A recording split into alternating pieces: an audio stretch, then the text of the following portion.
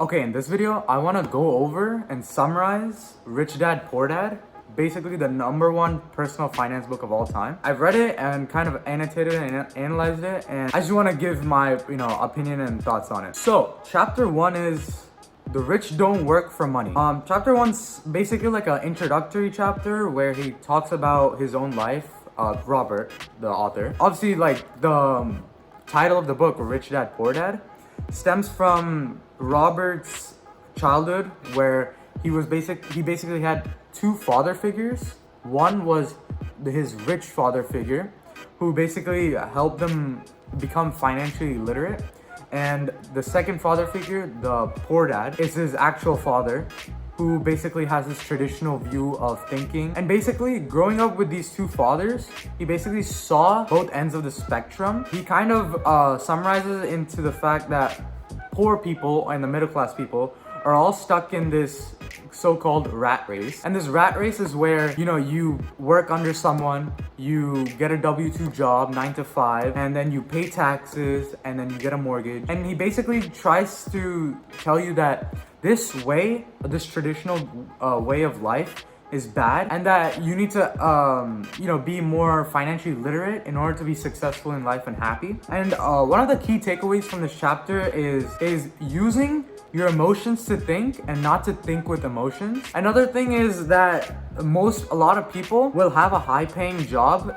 and they'll technically be considered successful in society, but at the end of the day, they'll also financially struggle. And he tries to tell you that in life, you should try to be creative, and using your creativity, you need to create businesses. And to summarize it all, it's basically making your money work for you rather than you working for money. So chapter 2 is why teach financial literacy. So although Robert doesn't like the traditional education system, he isn't completely opposed to education. And I completely agree with him. Education is definitely the most important thing, but it all depends on what type of education. And I would say most education that's being taught to you and everyone else is pretty useless, except for financial education. It's the one and the most important thing you need to know. And most people, they end up not being successful because they're not financially literate. They might be smart in other things, like super smart, but because they're not financially literate, they might still end up financially struggling in life. And basically the #1 rule Robert says, buying assets and not liabilities. And the #1 rule Robert says in becoming rich is knowing the difference between an asset and a liability. And many people think they might know what an asset and a liability is and difference, but in reality, they don't. And one example he gives is like the traditional home, right? Many people say that their home is their biggest asset, when in reality, it actually is their biggest liability. And basically, his meaning of asset and liability is asset is something that puts money into your pocket, and a liability is something that takes money out of your pocket. And Robert uses this really good example of this young couple who get married and start their lives together. So obviously, they both work jobs, meaning they work under someone, they have a salary that depends on their job, and obviously they get taxed based on their income. And then obviously when it's time, they get a house, but they obviously get a mortgage for the house, and they also have property tax, income tax, try to buy a car, but obviously they have to take out a car loan. They have to buy new furniture for the house, new appliances. And basically, he's saying the traditional way people go through life is building up a lot of liabilities and a lot of debt. And the main problem, he ties it back to being financially literate. And it's because people aren't financially literate, people end up, building up these liabilities and not knowing what to do with money. And it's very important to question the traditional way of thinking. And you've probably heard of these too. And some examples are like, your home is an asset, or get a safe job, or don't take risks. And this way of thinking should not be encouraged and should actually be questioned, because they never really take you anywhere in life. And most successful people you'll ever meet and hear about always are the people who go against the grain and take the biggest risk. But it's important to know that Robert isn't saying not completely ever buying a house. He's saying first build up your assets using the money and income you're getting, and then using the money from your assets to buy a bigger house, better car, and other luxuries. And before moving on, I want to show you guys this diagram he basically shows in the book. It's basically cash flow of three different types of people: a poor person, a middle class person, and a wealthy person. So for the poor person, as you can see, he has this job, his one source of money, and from the job, he pays for expenses such as taxes, rent, food, and all the other stuff. And then, he either has little to no money left after paying for all that. Then there's a middle class person, which isn't better off because he still has the same job, right? Maybe he's higher paying. And then instead of directly paying towards expenses, he pays for liabilities first, liabilities such as mortgages, car loans, and debt. And then using the little money he has left over or after liabilities, he pays for expenses such as like food, taxes, and rent. And then the third person is the wealthy person who pays for expenses using assets. So the main difference, as you can see, is both the middle class and the poor person have a job. Basically, they're one source of an income. And from the job, they pay for expenses and liabilities, right? However, the wealthy person uses their assets as their income and then uses their income to then pay for liabilities and expenses. So the main point of this chapter is basically the difference between an asset and a liability. Okay, chapter 3 is mind your own business. This one's kind of weird. Obviously, like, what does that even mean, mind your own business? But basically, he means don't spend your life working for someone else. Try to mind your own business. So he gives this example of a banker. So when you ask a banker, what do they do for work? They tell you, oh, I'm a banker. But then you ask them, do you own the bank? And then they say, no, I work there. Basically, in this instance, their profession is the banker, but they still have to mind their own business. And the way you and everyone else would mind their own business is basically building your asset column, like we talked about in the previous chapter. And obviously most people have to work a job, right? Like a traditional 9-to-5 job. And he's not saying you should completely quit your job. Even though you're going to work a job, try to build your assets. Some assets that he talks about, he gives categories right here. It's basically businesses specifically that don't require his presence, stocks, bonds, income generating real estate, notes or IOUs, royalties from intellectual property, and anything else that has value, produces income, and has a ready market. And basically the number 3 rule of getting rich is minding your own business, and that money and income should come from your asset column. And remember, minding your own business doesn't mean minding someone else's business through your profession. Your profession is not your own business. And it's very important to basically cover your luxuries with your assets. Another sub point that he makes is try to acquire assets that you love because you know a lot about them and you'll take good care of them. So chapter 4 is the history of taxes and the power of corporations. So in the beginning, he talks about, again, the history of taxes. Basically, back when America was first being colonized, there weren't many taxes. There were like temporary ones, but they would go away. Then the British, they started implementing permanent taxes, such as income tax and the tea tax. And obviously these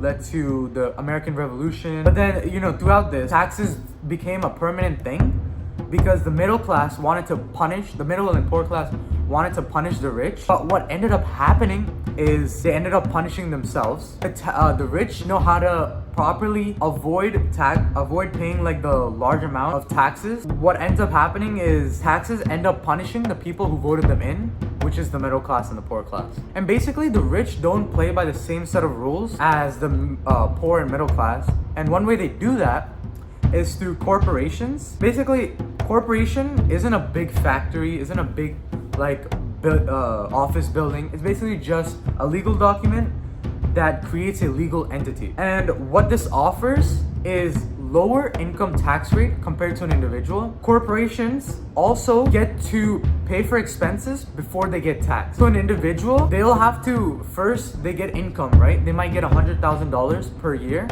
but then they get 30% income tax. And then once they get taxed, then they can spend their money on expenses. Versus corporations, where they make $100,000, then they get to spend it on expenses, then whatever money is remaining, they get taxed on. Basically, one of the main points of this whole book is financial IQ and financial intelligence. And financial IQ is basically made up of 4 things: accounting, or the ability to read numbers and evaluate the strengths and weaknesses of businesses; investing, which is basically the science behind money making more money; 3 is understanding markets, basically supply, demand, and market conditions; And 4 is tax advantages and protection. And he's basically saying that as long as someone has financial IQ and financial intelligence, they can be successful in life. And it's because people don't have financial IQ, they don't end up being successful. And to wrap the chapter off, he provides this like bullet point like list, the difference between business owners with corporations and individuals who work under employers. So business owners, they earn, well, I don't know if you can read that, but basically they first earn, then they spend, then they pay taxes on whatever is remaining.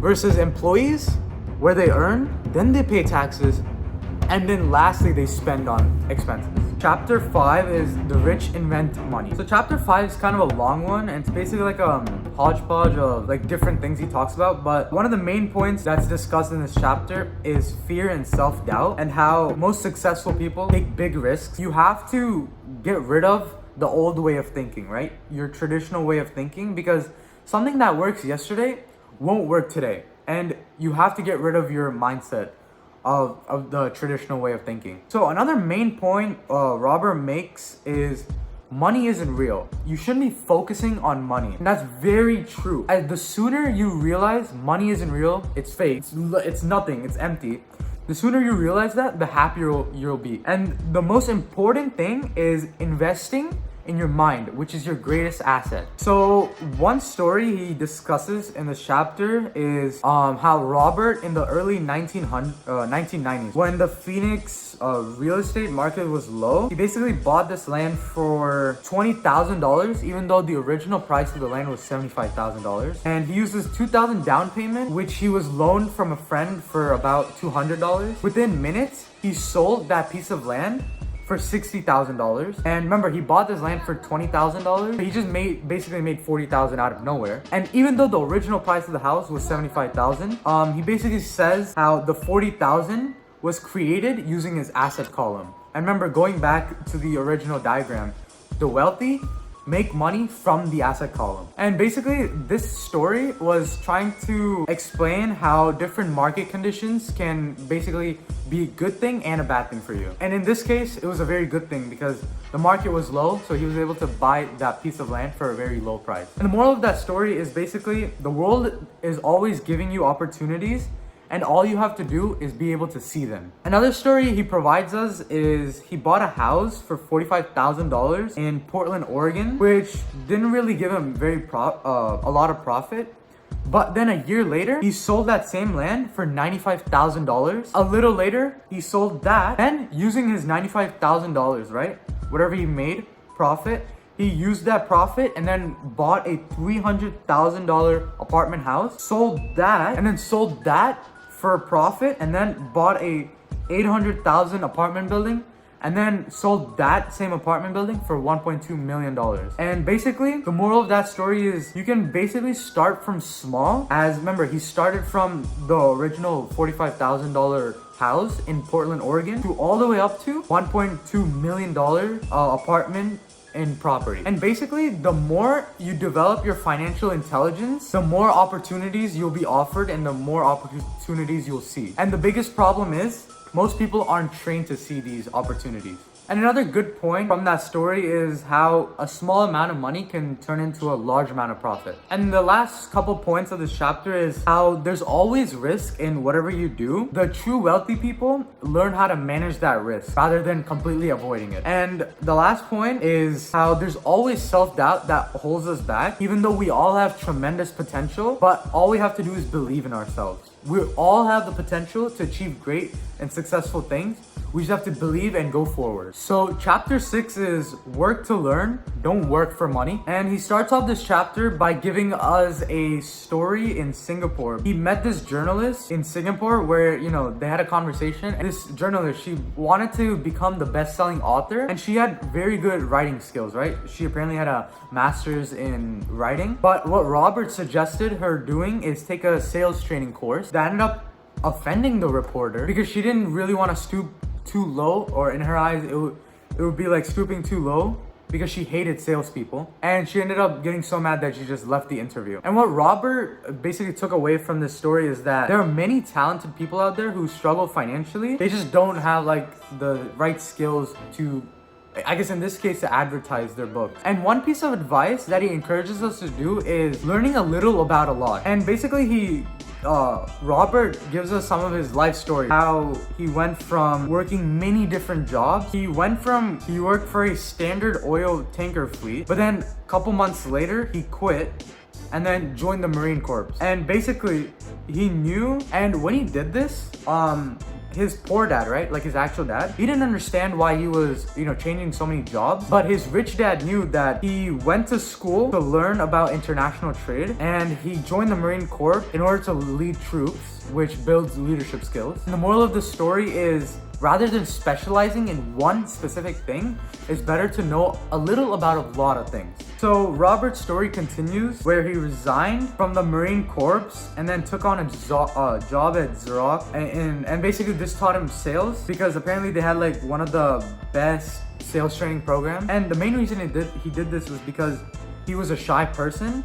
So not only did this help him kind of get out of his bubble, but it also helped him train in sales. And one piece of advice he suggests people doing is people should seek work that will teach them the skills they'll need. So for example, he recommends taking a second job to learn a second skill, and basically trying to diversify your portfolio, trying to diversify your skill set. Because the more skills you know, the better chance you'll have to succeed in life. So during this chapter, he also discusses about management skills, and basically the skills you'll need for success are management of cash flow, management of systems, and management of people. And the most important specialized skills are sales and marketing. And communication skills such as writing, speaking, and negotiating are also very important in success. And something he briefly touched upon in this chapter is the concept of giving. And basically, before receiving, it's very important to give. And he talks about how instead of receiving and then you giving, you should give and then you'll receive. Chapter 7 is overcoming obstacles. So basically this chapter goes over 5 main reasons why even financially literate people still don't have abundant cash flow.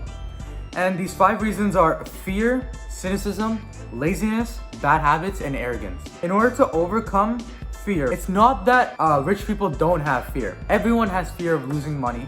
Everyone has fear of taking risks.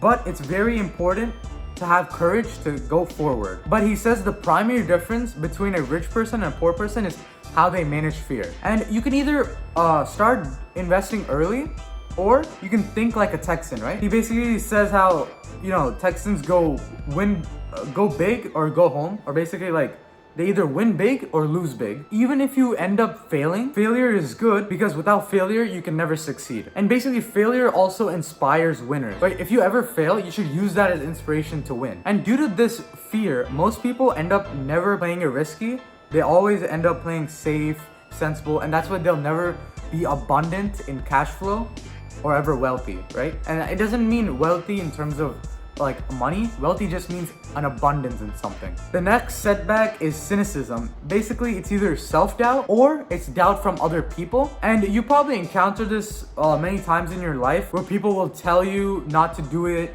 where people will like actively discourage you not to go forward with an idea. And basically what he tries to say is cynics criticize and winners analyze. So instead of giving into this doubt and negativity, he basically says winners keep their eyes open and see opportunities everyone else missed. So again, for overcoming cynicism, it's much more important to analyze what everyone is saying, right? Not completely giving into negativity. Next is overcoming laziness. And one of the main things he says is, rather than saying I can't afford it, change your mindset to how I can afford it. Basically, when you say I can't afford it, it basically closes off your brain and closes off your thinking. This allows your brain to start thinking in more creative ways, to the point where you actually come up with a good solution on how you can actually afford this item. And what he says is having a little bit of greed is actually a good thing, because this having a little bit of greed basically gives you this desire to work for something better and to make progress in life.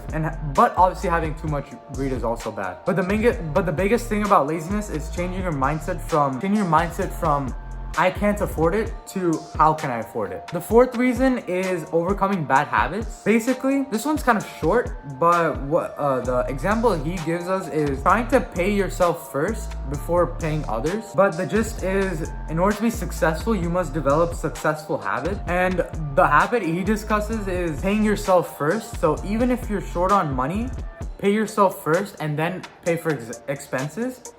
And this is basically good because even if he pays himself first, even though he's tight on money, when it's time to pay for your debt and the other expenses, this will end up putting more pressure on him, and then which will end up making his mind work in creative ways, which will end up making him fiscally stronger. Okay, so chapter 8 is getting started. This one's kind of a long one, but he tries to talk about awakening your financial genius. Everyone has this genius within us, which is asleep. And it's this financial genius that we need to awaken before we can actually grow successful. So he gives us 10 ways in order to actually awaken the person within us. The first way is finding a purpose. And basically, without a strong purpose or reasoning, it'll be very difficult to stay on this path of success. Number 2 is making daily choices. And basically, it's choosing to be rich today and not choosing to be poor. He basically urges people to invest in education, because mine is the greatest asset, and making sure your spending habits aren't bad, because poor people have poor spending habits, but rich people, instead of spending it on junk, they'll spend their money on assets. The most important thing is invest in your greatest asset, which is your mind. Number 3 is choose your friends carefully, because knowing the right people can make you a lot of profit. But he isn't just saying make friends with rich people. He's also saying basically he also has poor friends, because what he does is he uses his rich friends, to talk about money, right? But then he uses his poor friends to learn what not to do. So he's learning from both groups. And what he talks about is insider trading. And you might be thinking, oh, that's illegal. But the way he's talking about is the legal form of it. And basically, when you're surrounded by rich friends and you have this rich network, you know where the money is flowing into, right? So you know which market is going to have the next boom. And then you can put your money inside of it. And it's not like completely illegal, because what you're doing is using your network to gain information. Basically, knowing the right people. Number 4 is master a formula quickly and then learn a new one. So he's basically saying, always try to find new formulas, and once you master a formula or a way of making money, try to find a new one. It could also be a skill, mastering a skill and then finding a new skill to master. Because remember, there's always new information and the world is always changing. So you also have to be very adaptable. And it's also very important to master these skills and formulas very quickly. Number 5 is paying yourself first, power of self-discipline. So he basically says the number 1 delineating factor between the rich and the poor and the middle class is personal self-discipline. And one way he does this is basically paying himself first. Again, it's the same thing that we talked about in the other chapter, where he pays himself first, then he'll pay the debts. And again, this will end up making him more creative, more fiscally stronger. But this also only happens if you're very self-disciplined. And he gives this diagram again of people who pay themselves first versus people who pay everyone else first. People who pay themselves first will buy assets, then they'll pay expenses and then liabilities. But people who pay everyone else first, they use their money to pay expenses and then they'll have nothing left at the end. Again, he uses self-discipline because without self-discipline, there's no way you can pay yourself first. But obviously, he also makes sure to further enhance the point of not completely depriving yourself of luxuries, and that life needs to be enjoyed. And a couple tips he gives us: don't get into large debt, keep your expenses low, and build your asset column. And then you can expend some of your money on fancy luxuries. And number 2 is when you pay yourself first, but then you realize you end up short and you might not have enough money to pay for expenses. This is your opportunity. Be more creative. Don't dip into your expenses. Use the pressure of paying your bills to inspire your financial genius to come up with ways of making money. So number 6 is pay your brokers well, the power of good advice. He's basically talking about how most people, obviously, when you're selling a house, right?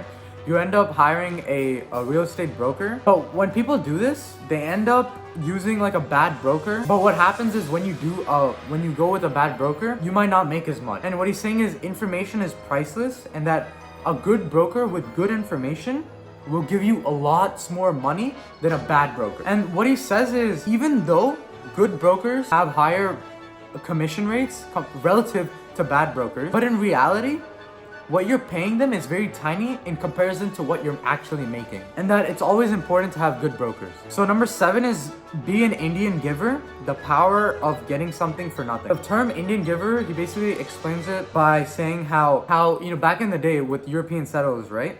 When they came to America, the Indians would basically give these European settlers something like, they would give them blankets, food, and whatnot. Then the Indians would take it back, and basically the settlers mistook this item as a gift, and then they would get offended because the Indians would take it back. And then the Indians got angry because the settlers wouldn't give them the items back. How this translates to the financial world is getting your initial investment back and quickly. So one example he provides us is how he bought a condo with full cash, $50,000, and he rented it throughout the year between $1,000 to $2,500, and then eventually within 3 years the condo repaid itself the full $50,000 back. And then because he still owns it, now it's an asset that provides him with pretty much free money. And he also ties this back to the risk.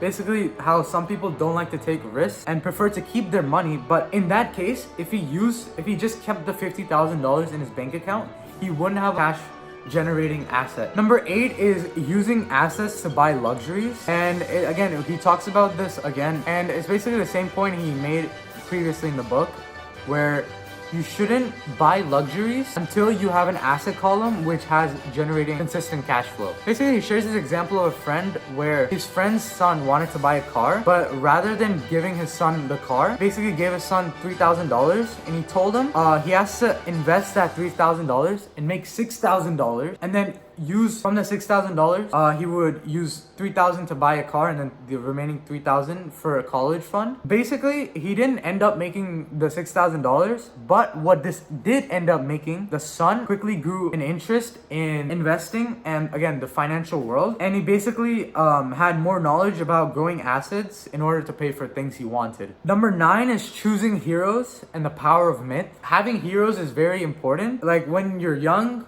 you probably had Batman as your hero, and you probably wanted to be like Batman. And obviously, as you grow older, your heroes should change because they inspire us the bigger and better things. Basically, they inspire us of who we want to be. And number 10 is teach and you shall receive, the power of giving. Same thing as we discussed in the last chapter. It's very important to give because before you receive, you have to give in order to receive buckets. So basically, I know that sounds weird, but he says give first and it will come back in buckets. So be generous with what you have, but it's also important to not give in order to receive. It's important to give for the joy of giving itself. That was a very long chapter, but the 9th and final chapter is basically call to action. Basically, in this chapter, he gives us a list of to-do actions to tackle. So a couple things he says is, stop doing what you're doing, take a break and assess and analyze what's working and what's not working. Look for new ideas, find someone who has done what you have done. Obviously learn from people